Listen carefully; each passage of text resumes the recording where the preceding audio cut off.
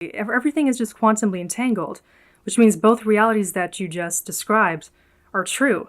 Everything has to exist on some kind of continuum, which means that even what we perceive to be the past is part of the future, right? They're both entangled, which means that the higher dimensions might just be higher frame rates of consciousness. We're at a lower frame rate, so which means we can't perceive the truth at those higher frame rates. It's just like somebody who's like super awakened and super aware and knowledgeable could really regurgitate this information very quickly. They could see it fast because they're responding based on their own brain's ability to be with it. So it's very fast for them. Meanwhile, someone who's on a slower frame rate of consciousness, we could say, is just observing the reality at only their limited degree of perception. So they can't see all the waves. They can't see all the frequencies, which is also why, very literally, people who are more plugged in, who access those higher states of consciousness, they are more attuned to the whole spectrum of frequencies. They are more of the empaths. They can feel more. They could see more, which is why psychedelic substances, make us also more in tune to the point that we can see at those different, like through the veil. We could see the different colors. We can see the hallucinatory experiences, even without the psychedelics. Through our own mind's eye, through the pineal gland, through connecting to the scalar field and picking up that information like an antenna, which means you're really just raising your frequency to the point that you are operating at that higher dimensional level, even here on the third dimensional plane. So maybe that's what it takes for us to transcend. It's understanding how can we unlock the door through our own consciousness in the 3D in order to understand how do we even end up in the 5D plus to begin with. What if this was the first step? What if the higher dimensions are really our future? What if that's what it took for consciousness to learn how to build the ladder in order to access its infinite potentiality? Kind of like a kindergartner going through, an adult in life, having to go through the stages of awareness and disintegration and wars and fighting and polarities and then, eventually merging into the infinite one again. It's all happening at the same time, simultaneously, this beautiful divine, game. That's coming back to the same truth of oneness.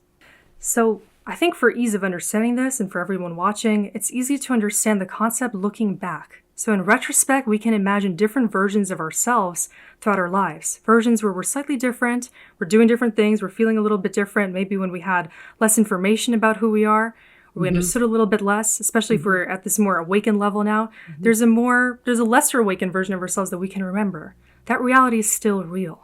So we can imagine what happened when we were at the fork in the road that made us take certain choices and go down a different route. We can say, arguably, that those versions of us still exist. And perhaps if we hadn't made the choices to take us where we are today, we would still be that version of self. So we can play with this a little bit and think as a thought experiment, what if they do? What if those versions of us are still alive and well, and they're going down a different route, experiencing a different fate of their own? Maybe we experience an ultimate fate in this lifetime, but there's different routes in order to get there. Maybe there's different timelines where we have more or less bumps in the road, more or less challenges, where we awaken slower or faster, experience different frames of consciousness along the way, meet different characters, operate with different frequencies and mindsets, ultimately to get somewhere. So maybe point A and point B are the same. In between, what's occurring simultaneously are different realities in which we're these different versions of ourselves operating under different mental conditions, all to get to where we need to be. So to jump the timeline, we have to understand that that future self that we want to experience, it's also occurring right now. In order to embody that future self, we have to think about, what is that future self doing? What is it feeling? What is it thinking? What reality is it experiencing? What frequencies exist in that realm? What are we doing now that does not align with that future self? And we start to think about, really, what is our self? What is the sense of self that we believe defines us? What is permeating our entire world right now if we consider the entire reality around us to be a projection of our own subconscious mind? We have to start to understand, what is in the subconscious mind? What is it made of? What are we not seeing that is projected all around us? And that puts us into the position of having to really reverse engineer our reality from the standpoint that it's everything in our mind that is comprising our entire world. So if we want to quantum jump, we have to identify certain factors currently at play that we maybe don't want to experience. So maybe you want to jump into a reality where you have an improved relationship, or you're more abundant, or you're happier in some way, or you're healthier. So that means you have to be forced to think about what made you unhealthy, or what made you unhappy, or what put you in the place right now where you want to change those things. Now you're simultaneously operating in three different observed states. You're seeing the present moment, you're seeing where you once were, that puts you in the present moment, and you're thinking about where you have to be one day, which means tuning yourself to a whole different reality. And you're actually existing in these three different standpoints of your own consciousness. Now, your consciousness is really just one vessel. It's one soul frequency, which exists outside of all of these three third-dimensional experiences. But in order to quantum jump, you have to sort of get to that transcendental state where you realize, I am not this that I currently am. I am not my past, but I can be whatever future I want to experience when I really jump onto that timeline.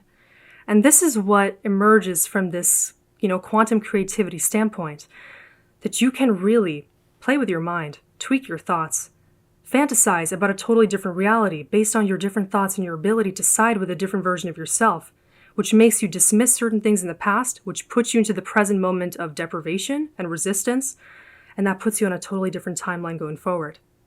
Many people have experienced, totally spontaneous manifestations of healing, miraculous healing, different things in their life where they realized, oh my God, the past was never even attached to me to begin with.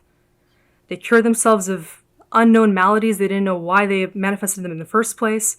They experienced massive shifts in their relationships. They have miracles come in terms of money, finance, their career, and all because they started to entertain a totally new possibility. So with quantum physics, the whole premise is that reality is fluid. It's a very spooky quantum realm because observation is really what determines the outcome. So if we think about it from that standpoint, if we don't know what's in our subconscious and yet our subconscious is projecting our reality, then we need to learn to observe the subconscious, to illuminate the subconscious mind and to make the subconscious conscious that will allow us to understand what expectations are creating our world.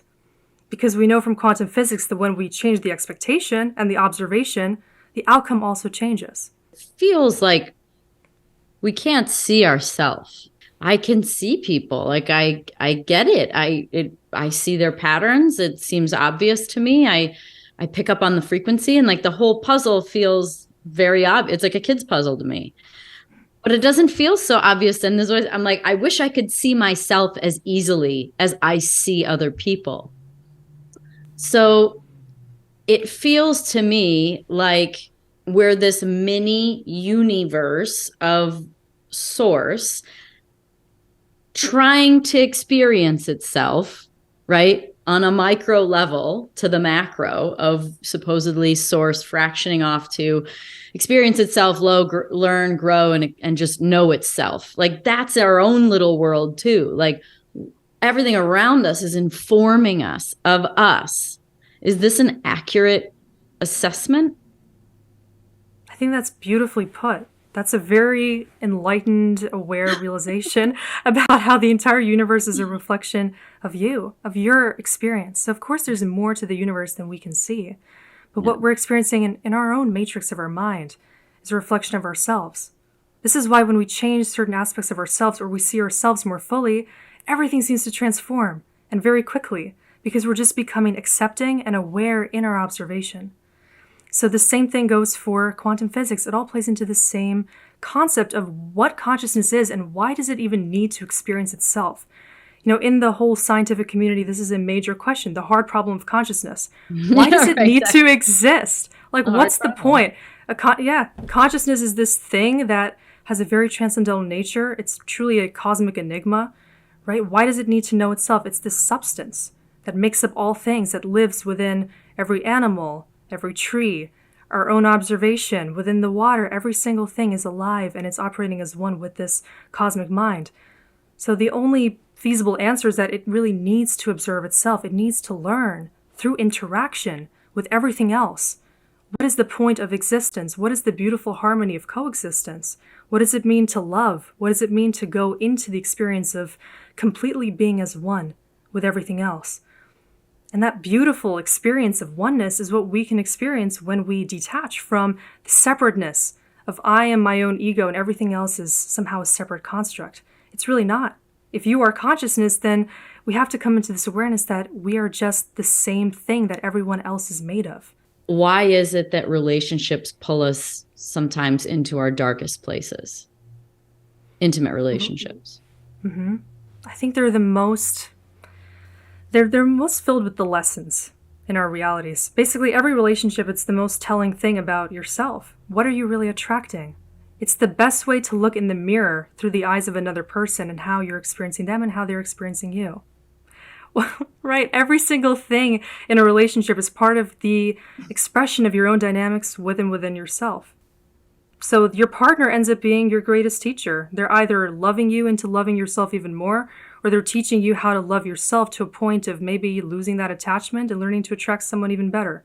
What is the point of going through the pain? I think the point is to just come into the state of the awareness. It's dissolving all of the resistance to why it happened to get to the point that you are the awareness that chose the experience, and you can fully come into alignment with the experience to dissolve the pain. That's what leads to the dissolution of pain and suffering. Suffering is really just the accumulation of pain that you haven't observed and haven't come into alignment with. Yep. That's often what I tell people. Pain is inevitable, but suffering is optional.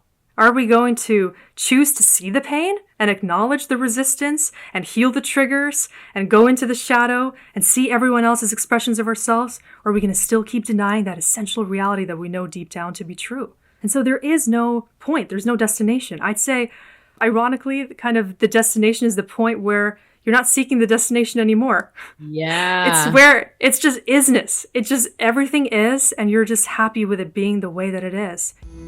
If you like this clip and you want to hear the whole episode, click at the bottom of your screen.